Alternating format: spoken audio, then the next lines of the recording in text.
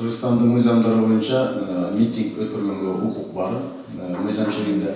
Андан тышкары профсоюз деген бул коомдук уюм болуп эсептелет. Тилекке каршы эмес, мындай кубанып турган нерсе, союз таркап кеткенде Кыргызстан профсоюздары начарлап калган жок. Кайра тескерисинче мурун карым катнаш жок болгон эл аралык дүйнөлүк профсоюз уюмдары менен биз мүчө болуп карым катнаш бар.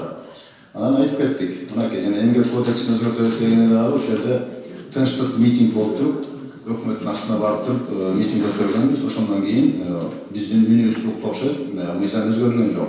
Азыр дагы эгер эле болбой ушул жанагындай кемчиликтери бар мыйзам долбоорун өткөрүлбөй турган болсо, биз андай акцияларга барабыз. Андан тышкары айтып коелу.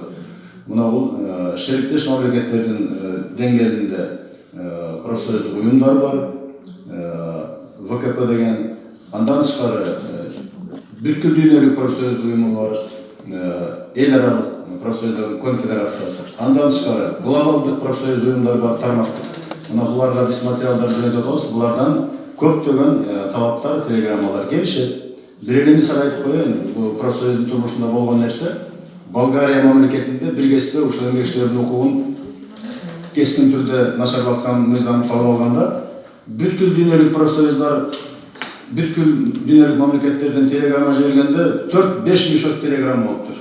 Болгариянын өкмөтү айтыптыр, токтоткула, биз мыйзамды өзгөртөбүз деп. Мына ошондой мажбурлап бул мыйзамды мыйзам чегине алганга биз барабыз. Бул жөнүндө ишенимди айта алабыз. По поводу нового закона МОД в курсе?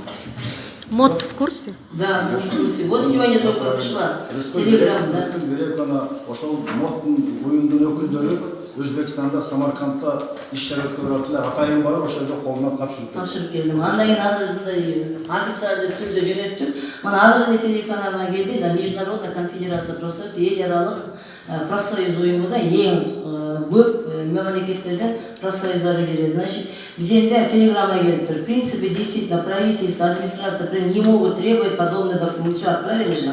Законопроект о профсоюзах, о кыргызских профсоюзах, явное нарушение свободы объединений, это еще хуже, чем в соседнем Казахстане. Пожалуйста, где уже 5 лет идет разбирательство Международной организации труда? Вот первая телеграмма, которая пришла с Международной конфедерации профсоюзов. Сейчас такие телеграммы вообще придут, и мы будем сейчас это уже и разбираться. А можно вопрос?